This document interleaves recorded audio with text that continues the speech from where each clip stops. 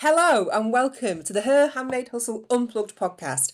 I'm Joanne Pierce. I'm a female entrepreneur and small creative business owner who started this podcast to help other women like me who just want to make a career out of their talent, whatever it may be. Mine is creating handmade event stationery.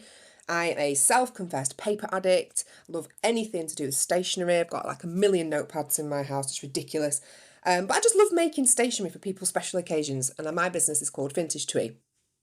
So whatever it is that you do, or maybe you want to do, I hope that my podcast gives you some inspiration and motivation, or even a kick up the arse if that's what you need from time to time. I'll do that for you. And a few laughs because I'm as honest as they come. I don't hide anything. I don't pretend to have the perfect life or the perfect business because I don't.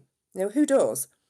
But what I do have is a lot of experience, which I share with you all here on my podcast in the hope that it helps you on your small business journey, whatever stage you may be at. If you follow me on social media, first of all, thank you. But you'll see that I'm entering the British Podcast Awards 2024. Crazy thought I had one night when I was just Googling. I thought, oh, that looks good. Should we give it a go? You never know. They're basically annual awards that have been set up to recognise, in their words, not mine, excellence, talent, passion and originality in British podcasting. Now, like I say, I've got absolutely no idea if I'm being totally unrealistic here, but I'm going to enter because you never know. I just saw it at the weekend and I thought, right, Joanne, it's time to practice what you preach. Put yourself out there. Be brave. So I've been rallying people around all weekend to cast a vote for the Her Handmade Hustle podcast for the listener's choice. Why not? I'm well aware there are plenty of other podcasts out there for women in business, but I just thought, well, great, I'm going to try. You've got to be in it to win it. So thank you from the bottom of my heart if you've taken the time to vote. It means a lot. The podcast, to be honest, my podcast is the only sort of thing that has kept me busy and distracted, and it's just been sort of enormous help to me while I've been recovering from my breast surgeries and just dealing with all the other crap that life has dumped on me and my family. And I'm going to keep doing it because I absolutely love it.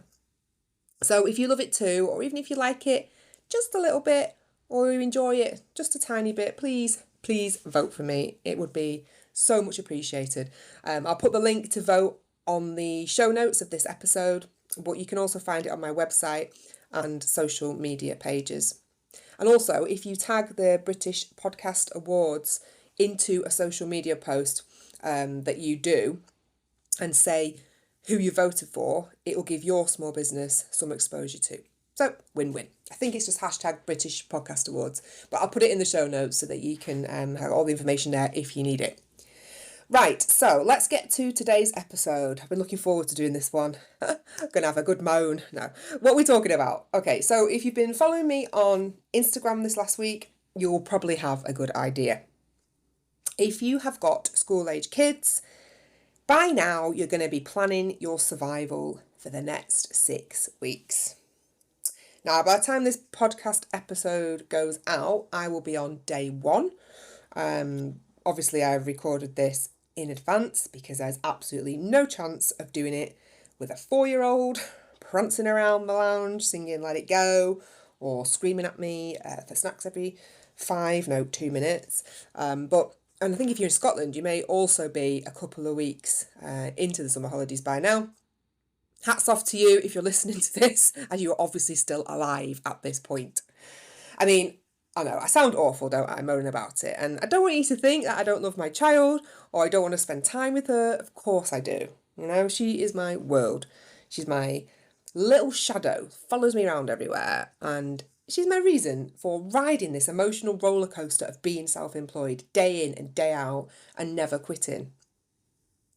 But, I'm not going to hide the fact that for us self-employed women and, working mums in general, it's going to be tough. There's no easy way through it. So I thought we'd use today's podcast episode to give you some tips and strategies to survive the school holidays if you're self-employed. I've been listening to a lot of these sorts of advice podcasts, or there's posts on social media everywhere at the moment telling you how to get through the school holidays if you're self-employed. And quite frankly, they've all been annoying me, because they're going on about things that you can do that just aren't realistic.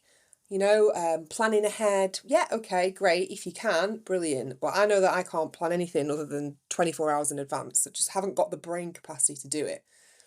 So yeah, planning ahead, scheduling all your social media posts. Again, I don't know what I want to talk about tomorrow, let alone next week or the week after. Delegating, outsourcing, all these words that people are using to say what you should be doing during the school holidays. Well, actually, is any of it even possible? Especially when you've got young children. So I wanted to use today's episode, like I say, to have a little bit of a moan about that, but also to give you some actual real things that you can do that are doable, that are feasible, that if you do have kids, nipping at your heels during the next 6 weeks, then these are things that you can do to sort of keep your business ticking over, because that's probably as good as you're going to get during the next few weeks. Don't expect too much of yourself. And also, I am going to be just mentioning a few small businesses towards the end of this podcast who have contributed their ideas, and they're all working mums. They're all like me and you, and they have given me some advice to relay to you of what they do when they need to get some work done and they have got their kids running around driving them mental. So I'm going to mention those, so listen out if you have contributed on my social media pages to this. Thank you so much. I'll be giving you a mention shortly. So, in my opinion, okay, there are 5 stages of emotions that I think all mothers go through as the 6 weeks descend upon us, okay? Unless, of course, you're Mary Poppins. I mean, she probably doesn't feel like this, but I do. So number 1, I think, is denial. Now, I've been stuck in this stage for approximately 2 months, I'd say. I might just be coming out of it now this week. I'm ready to enter stage 2, which we'll get to in a minute. But stage 1, denial, it's the one where you don't acknowledge the fact that it's happening, in the hope that actually, the government are going to realise that the number of weeks of holidays that the kids get in relation to the average working parent is ridiculous. It's like 13 weeks per year for kids versus like an average of 4 weeks per year for adults. It's totally unrealistic. And it's virtually impossible to manage when you work. So you're hoping secretly, that they're going to decide to reduce it to like 1 week, and then parents can breathe a huge sigh of relief.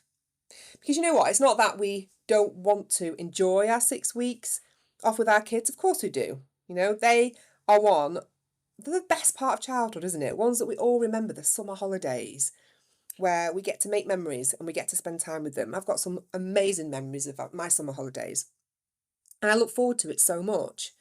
But it's often tainted with this pressure to keep our finances going. If you work for yourself, it's not an option just to down tools for 6 weeks, especially if it's your only source of income, which it is for me. I know my memories of the school holidays, like I say, they were wonderful. They were simple, but they were so happy. We didn't have loads of money. My mum didn't work. My dad was a barber with his own business, and he supported us all on his earnings. So my mum took care of us and the home. And by us, I mean me and my sister Emma. There was 2 of us. So she was with us all summer long. I don't know how she did it. But, I don't really remember going to anyone else, during the summer holidays while she had some time to herself. We just played. We played day in and day out. She didn't drive, so we didn't really go anywhere that was far away. We sometimes hopped on the 192 bus to Stockport, but that was about it. And the rest of the time, we just played out on the street with our friends. My mum played Barbies with me and my sister, or shops, or libraries. We baked, or we got my making box out, and we made things. It was proper quality time. Which leads me on to the second stage of emotions felt by mothers during the school holidays, and that's anger. Now, I'm not talking like physical violence here or psychopathic screaming, shouting at your kids. I'm not talking about that. It's more of a anger for not being able to feel as carefree as we want to. And perhaps my mum did. She didn't have the worry of splitting her time between her kids and her job. Her kids were her job. And she did. She gave us 12 hours a day of her undivided attention. There was no mobile phones, pinging every 2 minutes, distracting her, demanding for her attention like there is now. There wasn't that financial pressure of her having to work. And there wasn't that guilt that we feel, because as much as we want to forget about work for 6 whole weeks, we just can't. And that's especially true if you work for yourself. So I think the anger that we feel is more a result of this frustration that we can't spend the time exactly how we would like, but instead, one of my favourite quotes is having to work like we don't have children, yet raise children as if we don't have to work. So of course we are angry about it. We might not go around hitting things and like tearing down curtains like I put a funny reel out last week, which made me laugh, showing the 5 different stages of emotions that mothers go through during the school holidays. And the anger one was particularly funny. She was knocking everything off the units. And it's just how you feel inside. You feel angry that you can't relax and enjoy that time.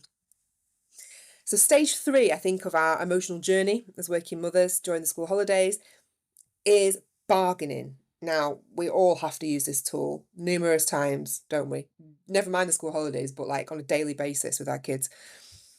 And the bargaining stage is when we realise that, in order to get anything done over the next 6 weeks, we're going to have to go in hard with the negotiating skills, right? Bribery is your best friend. You're going to find yourself saying things like, oh, if you can just watch Blippi just until mummy finishes her work, then we can go to the park or have some sweets. Or, if you've got a really tough negotiator like my 4-year-old, who actually my friend says she should be working for the UN, she's that good. We'll play face paint, ladies, and then she can paint you as a unicorn. And they end up going to Tesco with a giant phallic-shaped horn on your forehead. It's just the sort of stuff you've got to do, isn't it, to get things done. But, we've got to do what we've got to do. And bargaining is a useful technique which we all have to draw on before the next stage of emotion can be reached. And that leads me on to stage 4, which is depression. Okay, so I'm not talking about crying, sitting there rocking in a corner, which, you may be doing by the end of the 6 weeks. But it's like when the bargaining doesn't work, or you've used all your ammo and they're just not having it. You just sink into the armchair, totally defeated, and you realise that this is it for the next 6 weeks. So me and my sister, we used to love the film Overboard. The one with Goldie Hawn, the original one, not the remake that came out. And we always liken any extended time with our kids to that bit in the film where Goldie Hawn's character Annie, she's looked after like 4, 5 kids, I don't know how many they've got, all day. She's not used to it. And then Kurt Russell comes home from work and she's just sat there in the armchair, like staring into space, like totally checked out. Like a complete empty shell, and she's just like muttering burr, burr, burr, burr, burr, burr, while one of the kids is like throwing cereal at her head. It's so funny and it's so true. And we often send each other, me and my sister, a gif of Goldie Hawn doing the burr, burr, burr, burr, burr thing when we've had a full day, hard day with our kids. And I think the depression, excuse me, I think it hits hard, and there's only really one thing that you can do when that happens, and it's just go and have a good cry. In a dark room, alone, wherever you can grab 5 minutes, just let it out. Because you're allowed to feel overwhelmed and stressed and depressed and whatever the hell you want, right? 6 weeks is a long bloody time to juggle it all. So release all those emotions when you can, so you don't bubble over and just explode.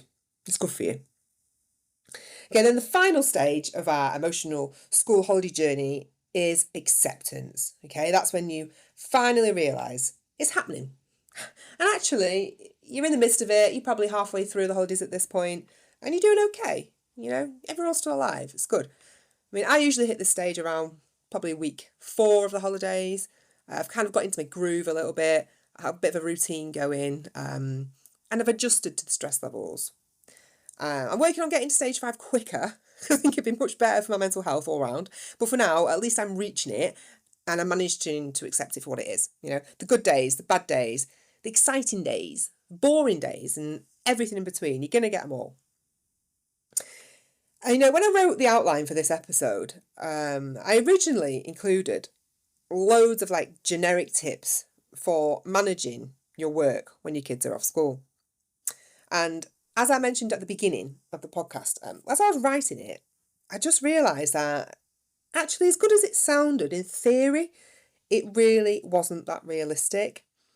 And like I said, social media, it's just been swamped lately with the summer holidays approaching. And it's lots of like business coaches laying out their strategies for coping and managing stress when you're self-employed and you've got the summer holidays to contend with, my top 10 tips for juggling work-life balance during the summer holidays and all that.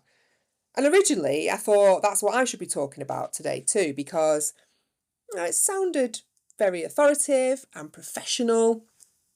Things like, the importance of planning ahead and scheduling social media posts, or time blocking, blocking out 1 or 2 hours every day when it's time for you to work. But then I realised I'd be talking about stuff that, although it does sound professional and credible, and it makes me look good, like I know what I'm talking about, in reality, it doesn't work, okay? Especially if you've got young children. Like, for example, time blocking for me is more like 10 minutes a day to check my email. Even that's always interrupted, by an emergency poo or a snack request, or a minor injury of some sort of kind. It's just not feasible, nor is it in my belief system to advise other self-employed mothers out there about things that I know don't really work or are doable. It's like the whole scheduling and planning ahead. Yes, oh my God, we'd all love to have 6 weeks worth of social media content just planned, and it'll be automatically posted twice a day. So then you can go and enjoy frolicking in the paddling pool without giving it a second thought, right? But the reality is, most of us struggle to plan that day's social media content. And it's in between everything else we've got to do, okay? It's just not realistic to say to people, try and plan 6 weeks worth of, social media posts. It's just not. I mean, if you've managed it, bloody well done, right? Hats off to you. I haven't. I really haven't. I haven't even got tomorrow's planned. Okay.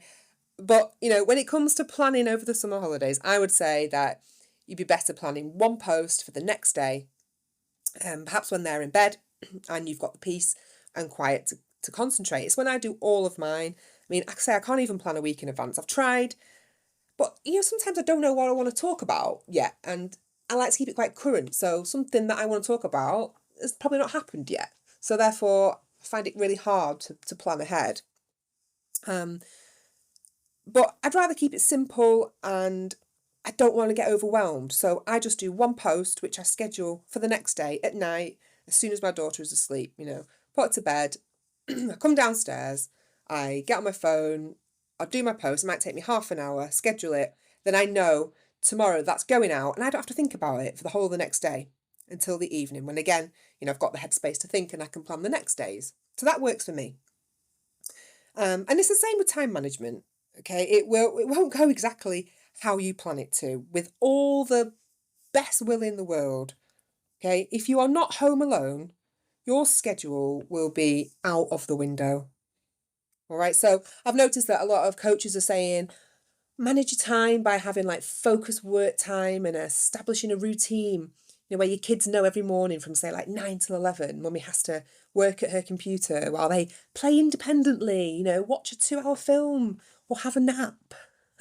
Right, well, if you are a coach preaching this as sound advice to ensure you get a chance to work on your business, then you either A, don't have kids, B, do have kids and have been extremely lucky, or C, you're totally deluded, because my experience and 99.9% of other mothers I speak to, focused work time means hiding in the bathroom for about 3.5 minutes to reply to the most important emails before a small human comes bursting in, demanding to know where you've been, what you're doing. Like, you can't escape. I mean, I've hid in the loft before. No lie, right? I've got up them ladders and I've hid in the loft. Granted, my husband was in the house at the time, but I could hear my little girl saying, "Where's mummy? Where is she? Daddy, I can't find her." And I've literally pulled the ladders up and hid in the loft. I might have got 10 minutes or so before I got discovered. But there is no way that my child will play independently for 15 minutes, let alone 2 hours. And if she does have TV time, It's never as simple as putting on a Disney film, giving her a bowl of popcorn, and then not hearing a peep from her for the next 2 hours while I can crack on and get all my emails done. I mean, for a start, she won't watch a film. Okay, it's all about YouTube and the YouTube videos, which are annoying in themselves, but also require me to either skip the adverts every 2.5 minutes or explain why these children live in mansions and we don't. Right, it's exhausting. And then you've got naps. As far as naps go, forget it. Okay, so unless you have a really little one and you can catch maybe an hour or so while they're sleeping, but most likely when they're asleep, you'll either be asleep next to them or you'll be doing something other than working to try and enjoy that little bit of time that you've got to yourself, that bit of freedom. So my advice is, if you can, forget about time blocking. You know, it's just, if you can do it, great, but don't put that pressure on yourself. I would say either get up early in the morning, like an hour before they wake up, to do what you need to do. And only that, because you know it's like, you get distracted and you end up doing all different kinds of things, watching videos yourself on YouTube and stuff. But take that hour, not to scroll Facebook, but to answer your important emails or do whatever it is that you know is going to stress you out in the daytime. Or do it at night when they're in bed. It just takes that pressure off in the day, so you know that you've got that time set aside at the beginning and at the end of the day to get done what you need to do. Yes, you know what? There is no hiding the fact you are going to be knackered. Getting up early, especially if your kid doesn't sleep like mine, you're going to be tired. But it's short term, and it's better than spending your days all stressed out and snappy because you're thinking about all the things that you should be doing and that you need to be doing, when actually what you want to be doing is just sat enjoying your time with your child. Delegate and outsource. That's a favourite summer holiday strategy that's always talked about. Well, most of us, if you're self-employed, you're operating as a one-woman band, okay? And our work is often skilled. It's a talent. It's our talent, something that only we can do. And I am never able to outsource my work. I never have been, because there's only me who knows how to bloody do it. Like, I can't teach someone how to do what I do because it comes from my hands, my fingertips. I make everything from scratch in my stationery business. So I'm not able to outsource my work, right? And you probably may not be able to do that either. And again, I find it hard to delegate because it's only me doing everything. So both of those things aren't really an option for a lot of us. But what I can do is I can ask for help from family or friends to maybe entertain my daughter for a couple of hours one morning while I catch up. But again, that's not always possible either, because I haven't got a lot of family around that will help. And my friends, they've already got their own kids. You know, they've already got enough on their plate. So I don't always have friends to go to and to ask for some sort of babysitting from time to time. So what do I do? Well, first of all, I might take on less work and just accept that it's the way it is for now. Again, short term, 6 weeks, I'll get through it. Or I look at like what I could get someone to do for me. So something that doesn't require a particular skill. And it might just be like a bit of admin. Or one thing that I find really helpful is like preparing my packaging materials. So my dad sometimes comes and he cuts up the bubble wrap for me, so it's ready in like strips for packing into the boxes when I get my orders. He's folded postal boxes for me before. I've done a bit of prep like that. I mean, I sent him home once with like 200 flat cardboard boxes, to assemble. And he'd do like 25 a night while he was watching telly. I mean, he used to text me like every night going, bloody hell, there's a lot of boxes here. How many did you give me? And I'd like snuck an extra 50 or so in. And they were never ending apparently. But, you know, a couple of months later, he brought them all back to me. But, you know, it helped. It helped massively because it was all done and they were ready for me, stacked up. So when I got an order in, I could just grab the bubble wrap, grab the box and pack it. So although people might not actually be able to help you create your items, you can ask them to help you do some prep instead of things that take up your time, but don't actually require your talent. So another thing that you can do if you want to try and get some form of work done in the daytime, maybe your kids are a bit older, you know, this one's easier if you've got older kids, but maybe you can try and involve them. So again, obviously this doesn't really work if your kids are under 5, they'll do the exact opposite of what you tell them to do. And it's just not even worth attempting. It's too stressful. But if your kids are, say, like 6 and above, maybe, they might enjoy helping you. Some kind of work-related activity. You could get them to sort out your craft supplies by colour, size, material, even if you don't even need it doing. It'll make them feel important. It'll make them feel like they're in the room with you and they're working. Give them stuff to count. So I recently made these favours for an upcoming event, and my daughter helped, and she helped by counting out the number of seashells that had to go in these little bottles that I was making. I mean, as an activity, it lasted about 30 minutes, but it was 30 minutes of work that I wouldn't have got done otherwise, and actually it did help me a little bit. Another thing that's worked for me is this idea of now and next, which is sort of technique suggested to me by my daughter's psychologist, who's absolutely fabulous. And it works really well for younger children. So particularly those who might struggle with the concept of time and who don't understand, when it's time to play and when mummy isn't available. It works really well also with kids like mine who need a routine and the safety blanket of a structure, which is obviously all gone in the summer holidays, isn't it? It's just like a free-for-all. And kids don't know if they're coming or going. We don't know if we're coming or going. So they're looking to us all the time for some direction of what's coming next and what we're doing now. I mean, God, how many times do you hear a day? What are we doing now, mummy? What are we doing now, mummy? What are we doing next? So let's take the guessing game out of it and do a now and next sort of activity for them. And what you need to do is like make a picture timeline of your activities for the day so they know what's happening now and what's coming next, and it helps them visualize their day. So like maybe you get up and you've got a picture of your breakfast, and then maybe you do want to try and do an hour's work, so you have a picture of your, I don't know, computer or whatever, and then you have for them a little play sign, and then they've got to play during that time. And then you have a lunch picture, and then maybe you go to the park, have a park picture. Just like plan the day out for them. And I found it's made my daughter a little bit more accepting of the fact that my time does need to be split a little bit, and it can't always be 100% focused on her. So it might be something that will work for you too. Another thing that always makes me laugh when you read these top 10 things you must do to survive the school holidays is self-care. Take some time for you. Make sure you spend time doing something you enjoy, a hobby, some meditation to keep calm, reduce the stress levels.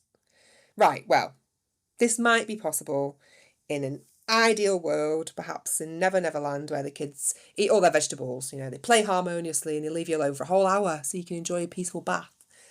Not in our house, and probably not in 90% of the houses that I know that have got children. Self-care to parents at the best of times, let alone during the school holidays, it's like what a unicorn is to a child, right? It's a lovely, magical idea that just does not exist.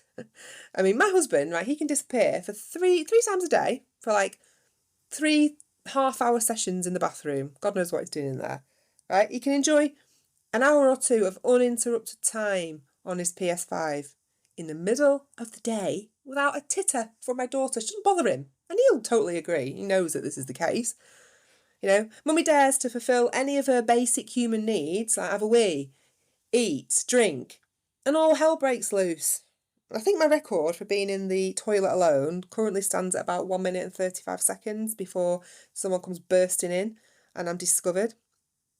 Another prime example, actually, I can tell you about, so I'll make you laugh, was from when I met up with my sister a couple of weekends ago. So some of you may know she lives in Hertfordshire, down south. I'm up north in Derbyshire. And we arranged with our families to meet in the middle so we could see each other, because it had been a long time, 4 months since I had my operation, and we've just not seen each other. It's been really hard. So we decided to meet halfway, stay overnight in this lovely hotel, and the staff were just so nice and wonderful. And the next day, all the children were like playing in the gardens with their dads and their granddad.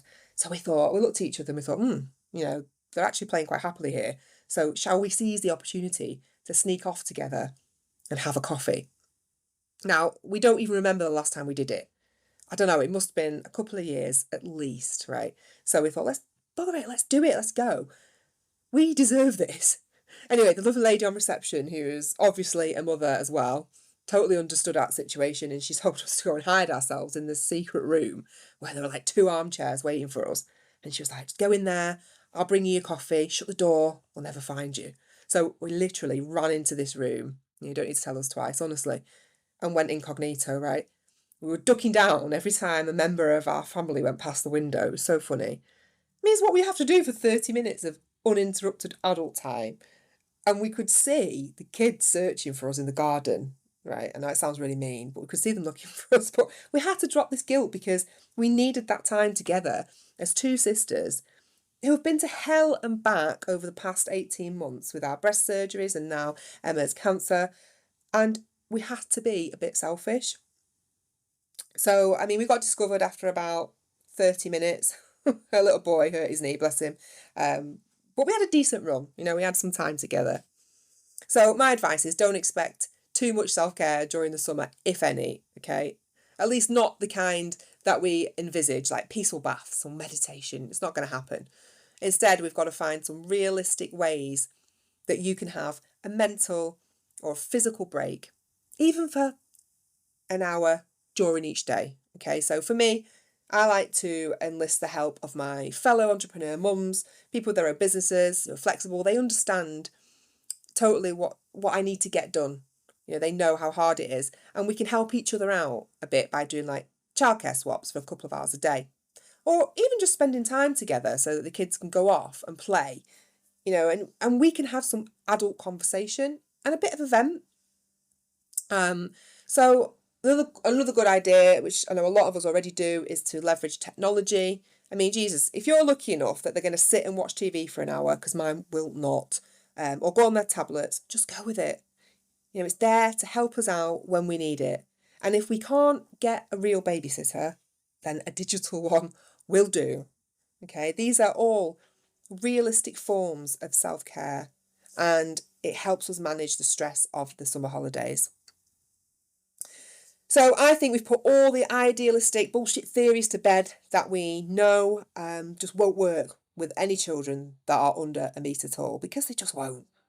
Right, so let's talk about the actual things that we can do to keep the kids off our backs, engaged and thriving during the school holidays, when we might need to tend to our businesses from time to time, because we're going to have to. And I've mentioned a few things already that I do, but this last week I've been asking other women in business, like real working mothers, their go-to strategies for surviving during the summer holidays when you work for yourself, because I think it's the best source of information. It's like gold dust, all this information from women who are going through it. It's really helpful to know. I said all these women have their own small businesses. So the ones that I mentioned, please do go, give them a follow on their social media pages, because their advice has been really valuable. And I, for one, I'm going to be doing most of the things that they shared with me. So I'm going to share them with you too. So let's talk, first of all, Roseanne, I think that's how you say your name, from Flutter by Home. She runs a beautiful small business creating gift boxes, and they're filled with like gorgeous home decor pieces to style your home. Such a lovely idea. And she said that soft play for her has been a total saviour. She said you can let your kids run wild for a couple of hours, and she takes her laptop along to do bits when she can, and that's such a good idea. My daughter's only just started to want to go off independently during soft play with, people she meets in there or a friend that we go with. So I just need to keep like a watchful eye on her rather than having to like climb through those bloody rabbit warrens, or them tiny openings to get to the top. I mean, they are not made for adults. Like, seriously, why do they expect us to follow them and, get that involved? I mean, one time I actually got stuck in between those roller things, and she practically like dragged me through them, and I just couldn't get in or out. I was completely stuck. It was so embarrassing. Anyway, hopefully my soft play days will be behind me soon. We can move on to the next phase of whatever it is that she's into. But that was a great suggestion from Flutter by Home. So if you want to look her up on Instagram, her handle is #FlutterBy BUY Home. So thank you for that. Eliza from Digital Mum Marketing, she is a mum of 2 herself, so she knows exactly where we're coming from, and she had some great advice actually. She's got her own business creating digital products to help other mums in business, and she told me some ways that she entertains her kids during the school holidays. Some really good ideas, okay? So grab a pen, actually, because I've wrote some of these down for myself. She said you could do some indoor and outdoor scavenger hunts, which I think is a fantastic idea because you can then send them on a wild goose chase, like around the house or garden, whatever, for like a whole hour and then just not see them. It's great. Love it. Absolutely love that idea, Eliza. Another one, old sheet painting in the garden. This is a really good one too if your kids like getting messy. Let them get their hands, their feet, everything just covered in paint on an old sheet. I mean, my kid, she would love this. I'm just going to have an exit plan of some kind so that she doesn't like traipse it through the whole house. I'm thinking maybe hose pipe. That'd be a good one. Hose her down before she leaves the garden. And she also suggested a slip and slide and just dance videos on YouTube. Didn't think about that one. That's a really good idea. All excellent ideas. And quite frankly, Eliza, your house sounds like a right ball of fun. I love it. Absolutely love it. Fab ideas. Those ideas are just some fab summer holiday activities that will shape some amazing childhood memories for our little ones, because that's what it's all about, isn't it, at the end of the day? Anne from Annie's Frames. Anne is one of my wonderful, talented ladies that I met through my Facebook group. And she listens to my podcast every week. I love you, Anne. Thank you so much. And Anne makes these beautiful personalised frames for the home. Using them as gifts as well. And she's got a longer term ambition to open her own coffee shop. How cool is that? That was like an ultimate dream. I would love to do that too one day. And she's got an 11-year-old son, excuse me, but she's been working from home since he was 7, sorry, not she was 7. That would be weird. Anyway, she's had a lot of advice to give to get us mothers through. So I'll run through those quickly. So she says, don't be too hard on yourself. You can only do what you can do.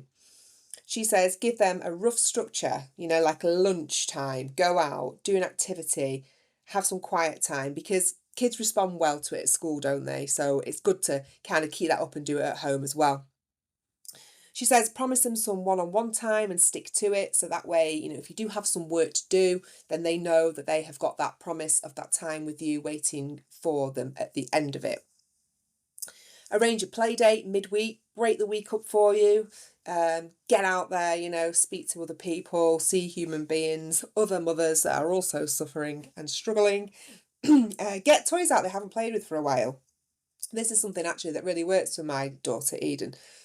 Things that I get out of the loft that she's not seen for ages, maybe even a baby toys, but it keeps her engaged for so much longer than her other toys. And she says, just embrace the mess, because having toys out on the table, for example, it encourages them to play with them rather than just being locked away in boxes all stacked up on the shelf, because they can visually see them, so they're more likely to kind of go back and forward and play with them voluntarily on their own. So I know it's tempting to pack everything away neatly in boxes, but I'm going to do my best this summer to try and keep everything out and just let her play as freely as she can and go between different activities to keep her entertained. Anne says, accept any help that you can get, like we already mentioned, family and friends, whoever, get them on board. Book a holiday club if they'll go. Mine won't, unfortunately, but if they will, brilliant, roll with it, do it. Don't let them get hungry. Hangry is a real thing. Absolutely 100%. I get it. My daughter gets it. It's not good. Don't let them get to that point. Although I don't think that's actually a danger in our house, because I get asked for a snack literally every 5 minutes. It cost me a fortune in the summer holidays. She says, get outside, have a walk or go in the garden. She has a game that she plays with her son where she fills balloons with water. They play catch with them, so it's quite good fun. If the balloons burst, you get absolutely soaked. Kids love that kind of thing, don't they? Whether it's sunny or not, doesn't matter. It's a bit of fun. And Anne also says, don't worry about screen time. Just have a cut-off, perhaps an hour before bed, so that they're not all wired before sleep, and stick to their bedtime routine just to avoid them becoming overtired and evil. I love this, because it's true, isn't it? They just get so evil when they're tired. So that's such fantastic advice. Thank you, Anne, for all that. I know I'm definitely going to be using some of those over the next few weeks. So let's recap quickly on what we've talked about in today's episode. I hope you've enjoyed it so far. So we've basically said that we're all going to go through the 5 stages of emotions when our kids finish school for 6 long weeks. It's unavoidable. You wouldn't be normal if you didn't. But the best thing to do is work your way through them and don't resist them. It's less painful that way. Forget about these idealistic tips developed by people who either don't have kids or they don't have challenging kids, They aren't realistic and they will just set you up for failure. So instead, do manageable things, realistic things like make use of early mornings before they're awake or evenings when they're in bed, just to do any work that you need to do. And just don't try and plan or schedule ahead of the whole 6 weeks because it's overwhelming and quite frankly, it's just totally unrealistic. So instead, just do it during your designated work time, whether it be 10 minutes or half an hour. Okay, do it then. And don't expect your kids not to bug you because they're going to.